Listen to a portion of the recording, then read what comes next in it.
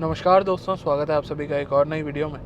और जैसा कि आप लोग जानते हैं, मैंने ऑलरेडी टाटा अल्ट्रोज DCA को अराउंड 200-300 किलोमीटर एक्सपीरियंस कर लिया है। तो अब फाइनली मैं आपको वर्डिक्ट दे सकता हूँ कि आखिर कैसा है टाटा अल्ट्रोज का DCA ट्रांसमिशन।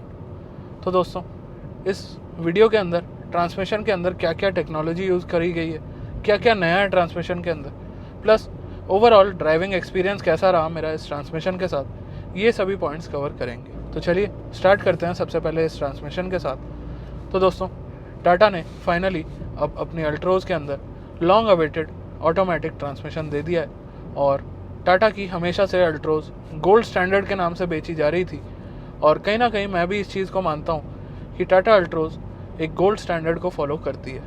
क्योंकि दोस्तों, प्रीमियम हैचेस के अंदर सेफ्टी, फीचर्स, लुक्स और कई सारे एस्पेक्ट्स ऐसे हैं जो कि टाटा अल्ट्रोज प्रोवाइड कराती है, बट कई सारी गाड़ियाँ आपको ये चीज़ें नहीं प्रोवाइड करा पाती हैं। बट दोस्तों, अब जहाँ बात आती है ऑटोमेटिक की, तो यहाँ पे टाटा अल्ट्रोज लैग कर रही थी, और इस लैग को भी कवर कर दिया है टाटा ने फाइनली अल्ट्रोज DCA के साथ, जिसे अब हम करेंटली चला रहे हैं। तो दोस्तों, इसमें क्या नया है? क्या सिर्फ ट्रांसमिशन डाल दिया है और सब चीज़ वैसे के वैसे है? क्योंकि ट्रांसमिशन अगर टाटा डालना चाहता तो AMT ट्रांसमिशन इस इंजन के साथ टियागो, टिगोर, पंच में काफ़ी टाइम से आ रहा है, और वही AMT ट्रांसमिशन पकड़ा के आपको एक अल्ट्रोज ऑटोमेटिक के नाम पे AMT प्रोवाइड करा सकता था। बट दोस्तों, टाटा ने ये काम नहीं किया, और टाटा ने कई सारी रिसर्च करी, कई सारे एस्पेक्ट्स लगाए, कई सारी टेस्टिंग करी, कई तरह के ऑटोमेटिक भी टेस्ट करे होंगे, जाहिर सी बात है। और इस गाड़ी के हिसाब से जो बेस्ट सूटेबल होने लगा इंडियन कंडीशंस के हिसाब से, वो चीज़ वो लेके आए हैं। अब दोस्तों, आप लोग कहेंगे कि नॉन टर्बो इंजन के अंदर ऑटोमेटिक लगा दिया, क्या फ़ायदा आखिर ऐसे इंजन का और ऐसी गाड़ी का? तो दोस्तों, ऐसा नहीं है। कहीं ना कहीं टाटा ने इस बारे में भी सोचा है और आपको एक अच्छी चीज़ प्रोवाइड कराने की कोशिश करी है। ये नहीं कहूँगा कि ये सब में बेस्ट है और आपको अल्ट्रोज DCA से ऊपर कुछ देखना ही नहीं चाहिए, बट जिस प्राइस में और जिस गाड़ी के हिसाब से ये दिया गया है और जिस सिटी के हिसाब से ट्यूनिंग करी गई है इस गाड़ी की, उस हिसाब से ये काफ़ी अच्छा रहने वाला है। अब दोस्तों, थोड़ा सा कंपेयर कर लेता हूँ इस ट्रांसमिशन को इस सेगमेंट के और ऑटोमेटिक इंडस्ट्री के बाकी ऑटोमेटिक्स के साथ। तो दोस्तों, सबसे पहले बात करते हैं as compare to AMT transmission, ये कैसा है चलाने में, कैसा फील होता है और इसकी इंजन पेयरिंग कैसी है। तो दोस्तों, AMT ट्रांसमिशन हमने टियागो में, टिगोर में और पंच में चलाया हुआ है, इसी इंजन के साथ है। और कहीं ना कहीं AMT ट्रांसमिशन तो बिल्कुल भी एंथुजियास्ट के लिए नहीं होते हैं, बट यहाँ जो बात आती है इंजन की, तो ये इंजन भी एंथुजियास्ट के लिए नहीं है।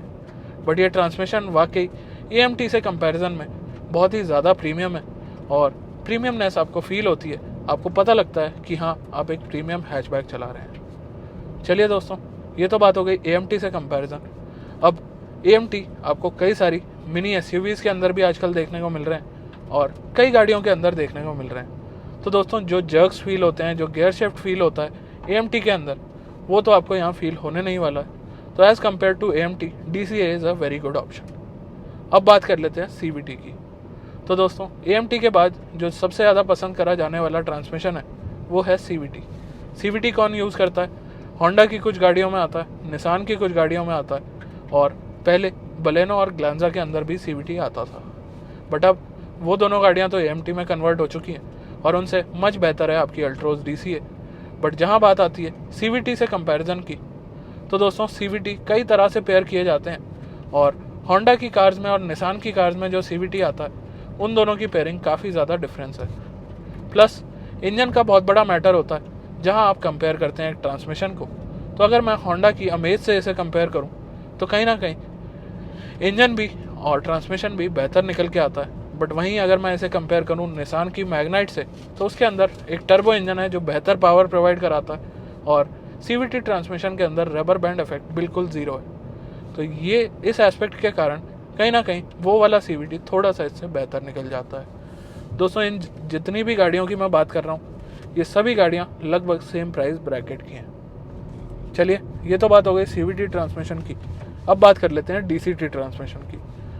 तो दोस्तों, DCT ट्रांसमिशन में ज़्यादातर आपको इस सेगमेंट में देखने को मिलेंगी Hyundai और Kia की कार्स। तो दोस्तों, Hyundai और Kia की जितनी भी कार्स आपको DCT ट्रांसमिशन के साथ देखने को मिलेंगी, वो अगेन पेयर करी गई हैं टर्बो इंजन के साथ, बट वहाँ पे वेट क्लच नहीं आता है। तो यहाँ पे कहीं ना कहीं आपको एक और बेटर फीडबैक, बेटर आप कह सकते हैं रिलायबिलिटी देखने को मिलेगी DCA के अंदर। बट जहाँ बात आती है पावर की, परफॉर्मेंस की, तो वहाँ पे अगर आप कोई परफॉर्मेंस वाली गाड़ी देख रहे हैं कम बजट के अंदर, तो फिर आपको टर्बो इंजन कंसिडर कर लेना चाहिए, क्योंकि DCA और DCT दोनों ही टेक्नोलॉजीज पावर को होल्ड करने के पूरी तरह से केपेबल हैं। फाइनली लास्ट एस्पेक्ट जो रह जाता है वो है आपका टॉर्क कन्वर्टर। तो दोस्तों, टॉर्क कन्वर्टर एक काफ़ी पुरानी, रिलायबल और मानी जाने वाली टेक्नोलॉजी है ऑटोमेटिक्स के अंदर। बट टॉर्क कन्वर्टर के अंदर आप इतनी माइलेज कभी नहीं निकाल पाएंगे जितनी ये अल्ट्रोज DCA देने की केपेबल है। और दोस्तों, माइलेज के हिसाब से और ऑटोमेटिक के हिसाब से ये gold standard of mileage and automatic transmission वाली गाड़ी है। अब दोस्तों, आपको फाइनली बता देता हूँ, तो इस DCA ट्रांसमिशन की इंजीनियरिंग के लिए अराउंड 45 पेटेंट्स साइन किए थे टाटा ने, जो कि एक काफ़ी बड़ा नंबर हो जाता है अगर आप एक सिर्फ नॉर्मल गाड़ी के ऑटोमेटिक अपग्रेड की बात करें, क्योंकि 45 पेटेंट्स कोई छोटी बात नहीं होती है। उसके अलावा दोस्तों, इसके ऑटोमेटिक ट्रांसमिशन को हर तरह के टेरेन में टेस्ट किया गया है, चाहे वो एक्सट्रीम हीट टेम्परेचर्स हो या फिर वो एक्सट्रीम कोल्ड टेम्परेचर्स हो। दोस्तों, माइनस टेम्परेचर्स में भी, खारदुंगला में भी, माउंटेन्स में भी, स्नो में भी इस गाड़ी की टेस्टिंग करी गई है। इवन आपने टीजर्स भी देखे होंगे। अब दोस्तों, बात करते हैं नेक्स्ट एस्पेक्ट की। तो ज़्यादातर डुअल क्लच ऑटोमेटिक्स के अंदर देखा गया है कि ड्राई क्लचेस का यूज़ किया जाता है, और इस रीज़न की वजह से कहीं ना कहीं ये ट्रांसमिशंस हीटिंग इशू अपने साथ लेके आते हैं। और हीटिंग इश्यूज़ जहाँ पे आ जाते हैं और ट्रांसमिशन जब हीट हो जाते हैं, तो कहीं ना कहीं आपको स्टैंड स्टिल छोड़ना पड़ता है अपनी गाड़ी को। अब दोस्तों, यहाँ पे कहीं ना कहीं एक रिलायबिलिटी वाली बात भी कम हो जाती है उस गाड़ी के ऊपर भी और उस इंजन ट्रांसमिशन के ऊपर भी। बट टाटा ने बेस्ट टेक्नोलॉजी यूज़ करने के साथ साथ अपने रिसर्च में ये नोट करा कि ड्राई क्लच ट्रांसमिशन इंडिया के लिए सूटेबल नहीं है, और स्पेसिफिकली छोटी गाड़ियों के लिए, छोटे इंजन्स के लिए तो सूटेबल बिल्कुल भी नहीं है।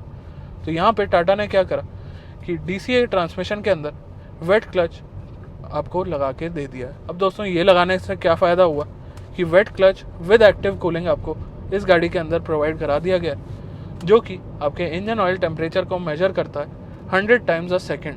तो आप लगा सकते हैं अराउंड 60 सेकेंड में 6000 बार इंजन ऑयल का टेम्परेचर चेक हो रहा है। ये चीज़ आपको नोट करने को भी मिलेगी आपके हीट टेम्परेचर के अंदर। मैंने कई बार देखा कि एकदम से ऑयल टेम्परेचर की फ्लक्चुएशन हो रही थी। तो दोस्तों, ये चीज़ अगर टाटा क्लेम कर रहा है कि 100 बार, तो मैं इतना तो मानता हूँ कि अगर 50 बार भी हो रही है तो कहीं ना कहीं आप सेफ़ हैं इस ट्रांसमिशन के हिसाब से। और रिलायबिलिटी इश्यूज़ हो सकता है आए, हो सकता है ना आए, क्योंकि नया ट्रांसमिशन है, तो मैं ये क्लेम तो नहीं कर सकता कि ये ट्रांसमिशन बहुत ज़्यादा रिलायबल रहने वाला है।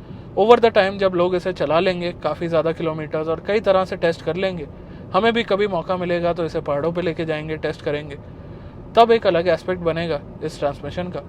बट ओवरऑल जितना मैं टेस्ट कर पाया हूँ 250-300 किलोमीटर में, उस हिसाब से वेट क्लच और एक्टिव कूलिंग भी आपको असिस्ट करते हैं। अब चलते हैं अपने नेक्स्ट एस्पेक्ट की तरफ, जो कि है मशीन लर्निंग। तो दोस्तों, आपने शायद ही कभी सुना होगा कि ऑटोमेटिक ट्रांसमिशन के अंदर भी मशीन लर्निंग जैसा फंक्शन आ रहा है। हालांकि ये एस्पेक्ट काफ़ी ज़्यादा ज़रूरी होता है ऑटोमेटिक्स के हिसाब से, और कई गाड़ियों में आपने सुना होगा, मेरे को भी और लोगों को भी कहते हुए, कि ऑटोमेटिक को चलाने के बाद आप उसके हिसाब से अडेप्ट होते हैं और गाड़ी भी आपके हिसाब से अडेप्ट होती है। तो बेसिक फंक्शनिंग यही रहती है मशीन लर्निंग की, बस यहाँ पे टाटा ने इस चीज़ को स्पेशली मेंशन करके बता दिया है। अब दोस्तों, बात करते हैं अपने नेक्स्ट एस्पेक्ट की, जो कि है ऑटो पार्क लॉक। तो जैसा कि आप लोगों को पता है कि टाटा की अल्ट्रोज हमेशा से एक सेफेस्ट कार रही है इस सेगमेंट की, और टाटा की भी कहीं ना कहीं स्टार्टिंग सेफ कारों में से एक है। तो इसके अंदर ऑटोमेटिक में भी एक स्पेशल फीचर दिया गया है ऑटो पार्क लॉक का, जो कि आपको हमेशा से सेफ चीज़ें प्रोवाइड कराएगा, इंडिकेट करेगा कि जब भी आप गाड़ी से एग्जिट करें आप P मोड पे इसे डालें। दोस्तों, ये भी कोई बहुत नया फीचर नहीं है, कई गाड़ियों में ये आता है। प्लस दोस्तों, ओवरऑल ऑटो पार्क लॉक की जहाँ बात आती है तो ये कहीं ना कहीं आपको ज़रूर अच्छा लगने वाला है। अब बात करते हैं अपने नेक्स्ट एस्पेक्ट की। तो शिफ्ट बाय वायर टेक्नोलॉजी इसके अंदर आती है, जो कि अगेन आपने सुनी नहीं होगी, कारों की सेगमेंट में जनरली ये शिफ्ट बाय वायर शब्द यूज़ किया जाता था बाइकों के लिए। तो दोस्तों, ये टेक्नोलॉजी अब फाइनली आ चुकी है गाड़ियों के अंदर भी। और गाड़ियों के अंदर इसका क्या काम है बेसिकली जो नॉर्मल केबल वगैरह होती हैं उनसे इसके गियर शिफ्ट नहीं होते हैं। इसके अंदर प्रॉपर स्पेशल केबल्स यूज़ करी जाती हैं और 250 मिलीसेकंड पर गियर शिफ्ट का एक टाइम दिया गया है टाटा द्वारा। अब दोस्तों 250 मिलीसेकंड आप लगा सकते हैं कि कितने कम टाइम में एक गियर शिफ्ट हो जाता है। इतनी देर से आप मुझे सुन रहे हैं, इतने सारे वीडियोस DCA के ऊपर आपने देख लिए हैं, बट मुझे नहीं लगता कि आपको या मुझे एक भी गियर शिफ्ट फील हुआ होगा।